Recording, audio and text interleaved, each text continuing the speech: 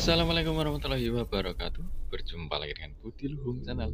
Kali ini kita akan belajar mengenai penerapan Sabta Pesona. Selamat menyaksikan. Wassalamualaikum warahmatullahi wabarakatuh. Aturan keselamatan yang mendapatkan otoritas dari pemangku wilayah atau otoritas tempat, yaitu pemerintah daerah provinsi Jawa Tengah dengan persyaratan yang ada. Kemudian aktivitas saya di sosial media, Bapak Ibu bisa lihat ada di YouTube, Facebook, dan sing urip sing duwe modal sama yang jadi bahan baku sama yang jadi karyawan. Bener apa bener, Pak? Tapi di sektor pariwisata tidak. Ya, kalau Anda punya restoran yang datang banyak, yang hidup sinten mawon, Pak? Bakul cilok, tukang parkir, rumah makan, sing urip siapa? Ya juragan rumah makan, masyarakat sekitar rumah makan yang mensuplai sayur-sayuran sampai kepada petaninya. Itu efek karambolnya. Begitu. Jadi pariwisata itu memang basisnya, motivasinya adalah ekonomi. Omong kosong kalau Anda, saya datang ke sini hanya untuk pemberdayaan masyarakat, hanya untuk supaya saya masuk surga, nggak ada, Pak. Ya, kerja itu bagian dari ibadah. Tetapi motif dasar ketika Anda terjun ke industri pariwisata adalah ekonomi. Itu yang paling dasar. Gitu ya. Jadi kita ngomongnya industri ya. Industri aja. Nah, pariwisata akan menjadi sustain satu usaha karena tidak hanya bicara tentang jual dan beli, tetapi kita mendorong kelestarian budaya lokal. Ya. Salah satunya nanti bagaimana budaya-budaya ini, seniman-seniman daerah, seniman-seniman desa, akhirnya bisa hidup dari atraksi wisatawan yang datang. Wisatawan datang bawa duit, Mas, aku buat ditanggapnya jadilan, nopo rawitan. Akhirnya apa? Budaya lokalnya hidup. Bener? Bener sih? Nah, coba juragan pabrik sepatu. Apa mungkin nanggap jadilan? Kan enggak. Jadi itu kenapa saya bilang bahwa industri pariwisata basicnya adalah ekonomi, tetapi nadinya adalah kemanusiaan. Karena ada sisi-sisi manusia yang tetap lestari dan kita angkat di sana. Sing dilayani menungso, sing ladeni yang manusia. Nah, ini adalah pergeseran dari wisata massal kepada wisata alternatif. Yang pertama hanya dulu motivasinya adalah rekreasional, sama menghabiskan waktu luang. Orang datang, foto-foto, lihat-lihat, benar ya? Kemudian wisata alternatif lebih kepada kembalinya manusia kepada interaksi alam dan budaya. Atraksi alam dan budaya ini ya bisa menjadi mendorong untuk pengalaman kegiatan yang berbeda dan itu hanya ditampilkan di desa. Contoh nih, kalau dulu orang datang rekreasi hanya untuk melihat foto makan-makan, sekarang ketika datang ke desa, orang akan datang melihat cara membuat masakannya. Nah, dulu datang ke restoran wisata massal itu orang hanya makan tok, foto pulang. Datang ke Malioboro, datang tok pulang. Datang ke Slamet Riyadi, belanja pulang. Gitu ya. Yang namanya wisata alternatif lebih kepada interaksi. Ada imbal balik antara yang berkunjung dan dikunjungi. Contoh nih, nek ning Klewer kuwi cuma belanja batik, tapi nek ning Lawean Anda akan diajari membatik. Benar ya? Dan itu orang lagi mencari hal-hal yang seperti ini. Kalau dulu datang ke Slamet Riyadi delok keraton tok sampai Mangkunegaran, Trenggindo dan lain sebagainya. Tetapi kalau datang di desa, Anda tidak hanya melihat, tetapi juga diajari menari. Benar ya? Tadi Mas Aris ngomong nanti diajari nganggo iket. Ya, ini adalah satu identitas. Kenapa saya menggunakan pakaian iket? Kadang-kala saya kalau guiding pakaiannya menggunakan sorjan komplit, Pak. Tujuannya apa? Memberikan edukasi dan juga cita rasa bahwa kita berkunjung ke sini itu untuk melihat wong Jawa, kehidupannya orang Jawa, bahkan filosofi pakaian yang kita kenakan. Udeng ki filosofi ini apa? Sorjan ki filosofi ini apa? Ya. Ini kain tenun, cara pembuatannya bagaimana kita ceritakan, kita kasih tahu. Membatik juga sama. Karena prinsip-prinsip kemanusiaan yang berkaitan dengan budaya sebagai cipta rasa karsa manusia itu selalu dibawa kemanapun. Ya. termasuk ekosistem alamnya. Kenapa? Kita sebagai manusia hidup di atas bumi yang tidak pernah terlepas dari kehidupan dengan alam dan lingkungannya. Itu kenapa kemanusiaan ini selalu menjadi dasar pembangunan kepariwisataan yang ada di Indonesia. Misalnya kita akan mengenal dengan istilah sustainable tourism, wisata yang berkelanjutan. Tidak hanya dinikmati oleh kita, tetapi juga nanti oleh anak cucu kita. Gitu ya. Prinsipnya apa? Dasarnya, motivasinya semuanya pasti ekonomi. Orang bakal orang sing ning kene iki pengen motive enggak ada. Pasti pengen dagangannya laku, pengen dapat pekerjaan, pengen dapat hasil. Tapi ini lagi-lagi motivasi. Nah, kriteria desa wisata itu dibagi menjadi 3. Ya, ada yang berpotensi, berkembang dan maju. Pemilik aset atau dengan Podarwisnya selaku masyarakat pendukung kegiatan kepariwisataan. Yang terjadi apa? Pembagian peran yang tidak bagus, kemudian pembagian materi hasil dari pendapatan yang tidak bagus, bahkan pembagian tupoksi yang tidak bagus. Ini maksudnya berkembang. Sudah ada potensinya, sudah ada pengunjungnya, kemudian kesadaran pariwisata masyarakatnya sudah mulai tumbuh, tetapi belum ada pengelolaan yang baik. Nah, sedangkan yang sudah maju, artinya ini sudah ramai dikunjungi. Pengelolaannya sudah bagus. Mas, ngomong pengelolaan sudah bagus ini, nggon aku ya bagus. Tidak bisa seperti itu. Ada indikatornya, Pak. Ya, mulai dari kelembagaan yang sudah tersusun rapi. Kerjasama antar stakeholder di dalam desa itu sudah bagus. Mulai dari BUMDesnya, Podarwisnya, kepala desanya, masyarakatnya, termasuk Podarwisnya. Podarwis jangan berhenti di mana? Jangan cuma berhenti jogo parkir atau jual tiket. Tetapi Anda harus terlibat, mulai dari UMKM-nya, ya, masyarakat lokalnya, karena Podarwis kan kelompok sadar wisata. Nek tadi Mas Aris ngomongnya apa? Kelompok Podarwis.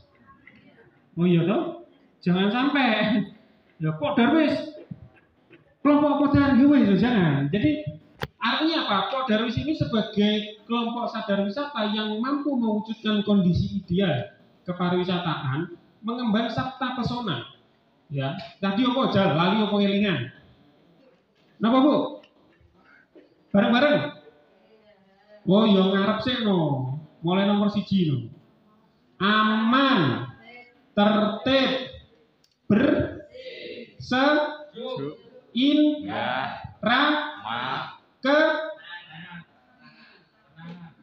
malah nyanyi.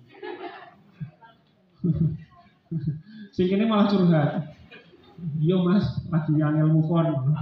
Sekelingan baik. Ya, jadi Podarwisnya sudah tertata rapi. Terus sudah dikunjungi banyak orang dan terkenal. Kelembagaannya apa? Ya minimal menang lomba Podarwis provinsi, desa wisata provinsi. Ya kalau nasional kemarin ada juga ADWI. Apakah itu indikator? Iya. Karena apa Pak? Jangan cuma ngeklaim. Setidaknya Anda sudah paham bahwa ketika Anda bilang desa Anda maju, indikatornya sudah jelas.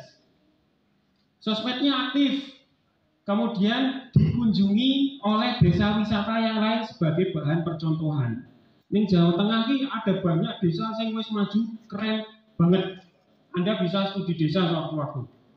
Ya, ada Pandanrejo, itu di Purworejo, dengan atraksi susu kambingnya, homestay-nya, gunung gajahnya.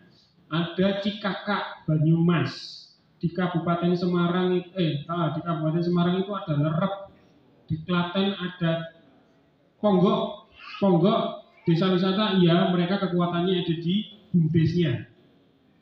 Ada Kebon Dalem Kidul, ada Bugisan yang punya potensi. Jadi ini adalah salah satu contoh desa yang sudah mendapatkan pengakuan, tamunya sudah banyak, potensinya sudah terkelola dengan baik. Maksudnya adalah desa wisata maju. Nah, kira-kira kalau dari indikator ini, Bapak Ibu lokasinya masih di posisi nomor 1, 2 atau 3? 1, berpotensi. Oke ya, sepakat ya?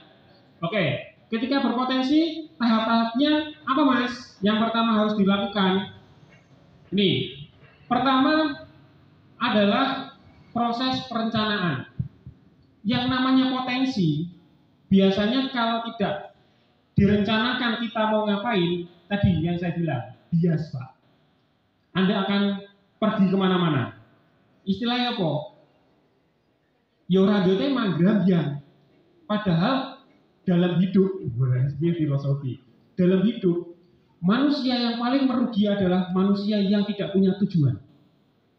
Jenengan tak sengongi duit 1 miliar, tak neng mobil Alphard, ora bakal tekan Klaten Bu, kalau Anda tidak punya tujuan. Desa wisata juga sama. Desa wisata tidak punya rencana, tidak punya visi misi, ya, tidak punya ruh dalam pengembangannya, arah pengembangannya, nantinya akan gelagah, nggak sampai mana-mana. Apalagi desa wisata kebanyakan adalah berbasis komunitas. Itu kenapa kita mengenal dasar dari pengembangan desa wisata adalah CBT, Community Based Tourism, pengembangan pariwisata berbasis komunitas. Lalu jenengan ngurusi PKKW mumet, apalagi ngurusi desa wisata kan gitu. Ibu-ibu mana sing sok geseh hitungan arisane? Nggih, Pak. SWOT analisis. Apa aja? Strength, weakness, opportunity, and threat. Itu berasal dari internal dan eksternal. Strength and weakness itu berasal dari dalam lembaga Anda, desa Anda. Tapi opportunity and threat itu kebanyakan dari luar, eksternal faktor. Nanti bagaimana kita akan bahas, waktunya cukup, tapi saya akan banyak berhenti kepada pendataan potensi, karena Anda masih rintisan. Meskipun kalau dari proses, ini semuanya adalah paket komplit, dari awal sampai akhir. Begitu ini sudah Anda susun, sampai kepada perumusan strategi pelaksanaan, kalau semuanya tadi itu masih wacana, ya masih belum Anda pakai untuk gas, istilahnya saya ngelumpuk ke BBM. Ketika teknik pelaksanaan ini Anda sudah punya bekal. Karena apa? Sudah punya analisa SWOT-nya, sudah punya visi misinya, sudah punya modal potensi yang ada. Lalu ya, kebanyakan kan orang langsung ini, langsung pelaksanaan. Kalau Anda tidak punya petanya, tidak punya visi misi, yang Anda laksanakan apa Bapak Ibu? Gerah. Benar ya? Kebanyakan itu. Wes, ini penyakitnya nih. Wah, gue gawe ini Mas, gawe ini. Oke. Terus visi-visinya apa? Apa ya? Ya pokoknya ada tamu kita layani. Itu nggak akan berkembang. Saya yakin akan berhenti. Kenapa? Anda tidak punya satu big idea atau satu pemikiran besar. Anda mau arah kemana? Gitu. Anda mau ke Surabaya nih, sudah punya tujuan. Setidaknya Anda sudah mapping. Nanti naik apa? Bener ya? Di sana mau ngapain? Bekal yang Anda bawa apa? Anda nilai kabeh. Kira-kira nek flora, tumbuhan apa yang khas ada di tempat Anda? Seperti kemarin saya ke Gajian. Gajian itu terkenal dengan fikusnya, tanaman ringin-ringinan. Akhirnya orang datang ke sana, souvenirnya adalah bibit tanaman fikus. Semacam yo gayam, yo ringin, yo pohon bodi, gitu-gitu. Kemudian fauna khasnya apa? Kemarin saya ke Demak, Pak. Di sana ada Titus alba atau burung hantu yang dikembangbiakan menjadi predator alami di sawah. Loh Mas, burung hantu apa bagusnya? Pak, nun sewu. Orang Perancis, orang Jerman, orang Jakarta loh, datang ke Kalimantan itu tujuannya adalah apa Pak? Manuk alias bird watching. Mahal. Ya kalau Anda punya, why not? Atau binatang endemi, atau bahkan atraksi budaya yang berkaitan dengan faunanya. Contohnya kandang komunal, kondelalai ono perah susu kambing kayak di Pandarejo. Itu fauna. Kan gitu ya. Syukur-syukur ada burung yang memang khas cuman ada di Pilangsari ya, contohnya gitu. Burung atau gansir enggak tahu. Tapi sesuatu yang biasa bagi Anda belum tentu biasa bagi orang lain. Ini adalah modal. Floranya apa, faunanya apa. Bentang alamnya bagaimana? Apakah punya sejarah bentang alam? Ya, mulai dari aktivitas geologi, geotrek, adakah geomorfologi seperti di Gunung Sewu, Wonogiri dan Gunung Kidul, ataukah ada singkapan batuan purba seperti di Kebumen yang mana merupakan bagian dari batuan tertua di Pulau Jawa. Tapi saya yakin Sragen punya daya tarik, kenapa Pak? Bahwa Sragen memiliki pusat kebudayaan purba. Mas aduh saka desaku. Yang kan Indonesia Sragen. Masih Sragen. Benar nggak? Boleh nggak dibawa ke sana? Boleh. Boleh nggak jadi daya tarik? Boleh. Boleh nggak saya list dalam list potensi di desa saya? Boleh. Gitu Pak. Kalau jenengan tentang sepatu kemudian dipakai kayak karo trekking manusia purba Sangiran, boleh nggak? Boleh. Sopo ngerti, Pak, kalau trekking dari desa saya, ikut desa saya, nanti dari desa saya, artinya gini, Anda melibatkan keilmuan di sini gitu loh. Wong purba iki panganane opo ya zaman dhisik? Saiki ana menungsane, ada tengkoraknya, ada peninggalannya. Masa mereka nggak butuh makan?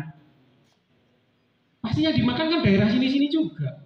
Produk lokalnya apa? Kan gitu. Apakah orang dulu makan padi?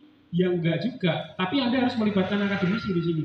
Seperti kami di Kebun Dalem Kidul, ya, yang mencoba mencari makanan khas abad ke-7 dari zaman Mataram Hindu, yang ternyata kebanyakan terbuat dari kerbau, sate lilit kerbau dan lain sebagainya. Itu kami melibatkan budayawan dari UGM. Bisa nggak? Bisa. Nah kalau Anda dekat dengan Sangiran, Sangirannya tidak soal tentang museum. Harus Anda angkat juga dalam kawasan Anda tarik ini potensinya. Gitu Pak. Jangan berhenti di museum. Lah, nggonku jauh dari museum. Iya, museumnya. Tapi kan Sangiran masih masuk dalam kawasan Anda. Tadinya mungkin UMKM. Mungkin keletihannya bertema purba itu ya apa-apa loh. Istilahnya cemilan Homo erectus. Sangiran javanicus.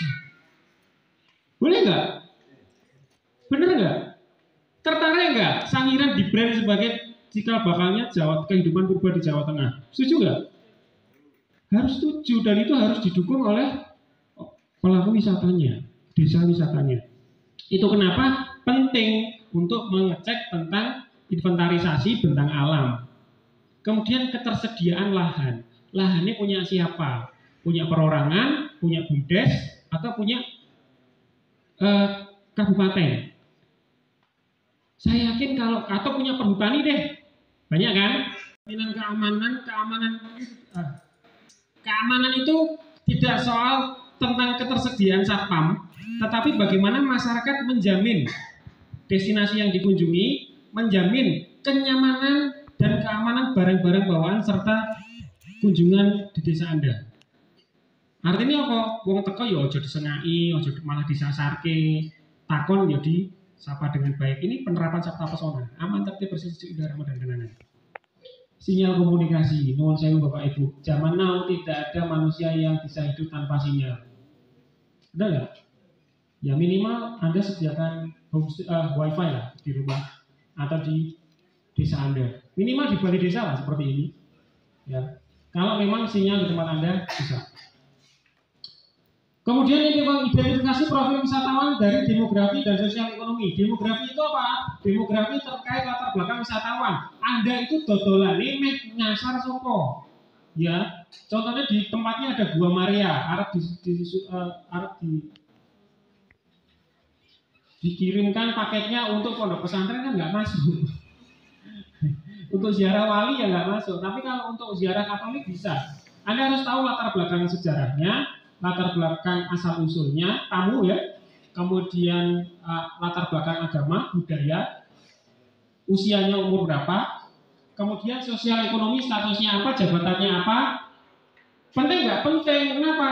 Ketika Anda tahu tempat wisata Anda itu cocok dikunjungi oleh siswa, mahasiswa, orang tua, atau bahkan pensiunan gitu ya, Anda sudah ngerti paketnya bikin apa aja gitu.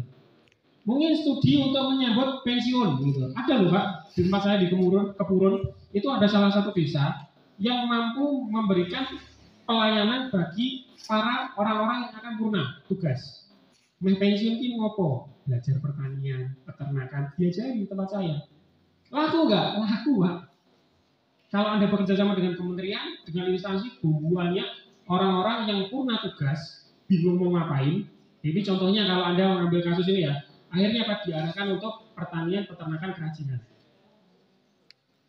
Pasar loh itu, bener nggak? Apalagi yang perempuan, diajari UMKM bikin keripik atau pelatihan homo erectus contohnya. Kita nggak tahu, tergantung Anda nanti. Ini demografi sosial ekonomi berkaitan dengan tipe karakter wisatawan yang akan berkunjung.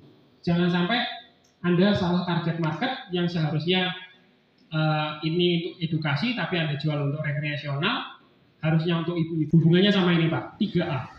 3A yang artinya apa? Atraksi, amenitas, sama aksesibilitas itu sudah berubah. Kalau atraksi lebih kepada newa, nature, eco, wellness, dan adventure, sedangkan aksesnya kepada domestik mikroturism. Gate internasional belum dibuka. Jangan berharap ada tamu asing 1-2 tahun ini, Pak. Kalaupun ada sidik.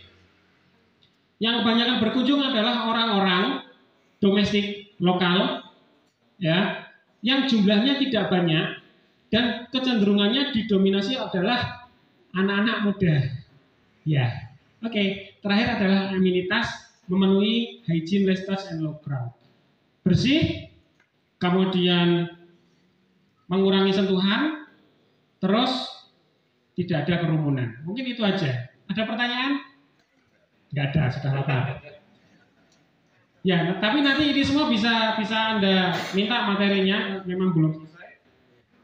Terus terakhir daya dukung, paket alternatif wisata, ketersediaan SDM dan kelembagaan, kemudian perkiraan modal, memperkirakan pendapatan, mengevaluasi hasil melalui SWOT analisis, isinya ini, kemudian perumusan visi misi, selanjutnya adalah perumusan strategi dan program pelaksanaan, isinya adalah atraksi wisata, pengembangan infrastruktur, pengembangan kelembagaan dan SDM, pengembangan investasi dan pemasaran.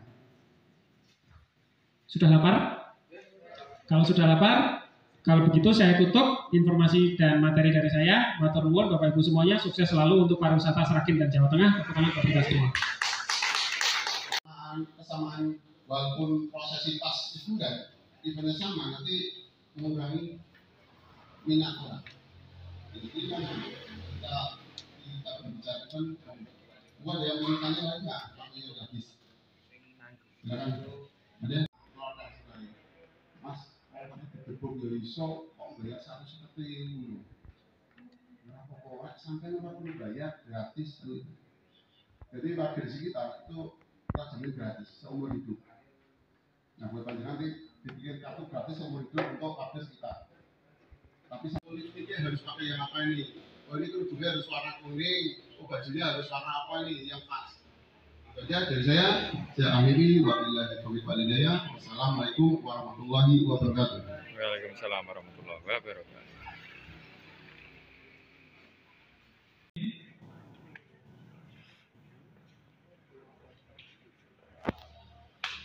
Jainuri,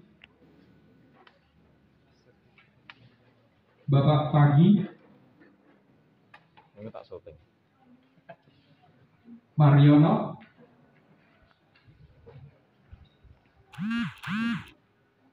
Galih,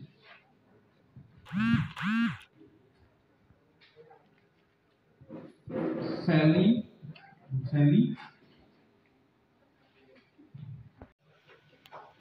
Bapak Budi Raharjo,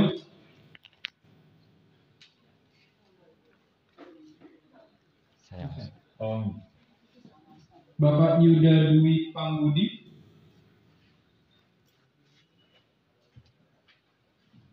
Yosafat Aditya Prabowo,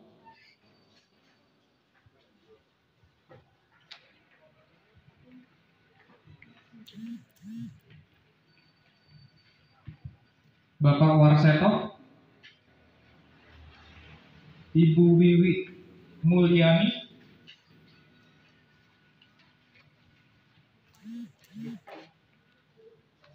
Ibu Sri Wuryani, Ibu Eka Yuliani, Bapak Wahyu Retno, Ibu Wahyu Retno, Bapak.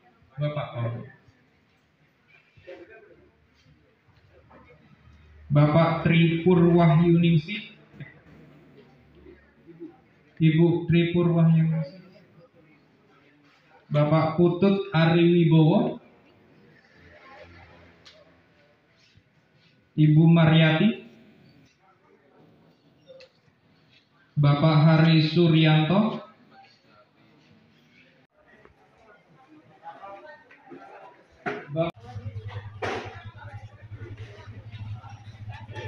Bapak Ahmad Sayyidudi,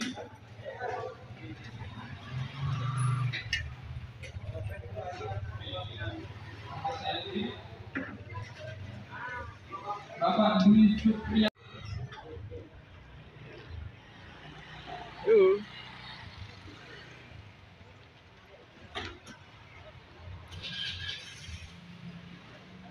Oke Mas, monggo.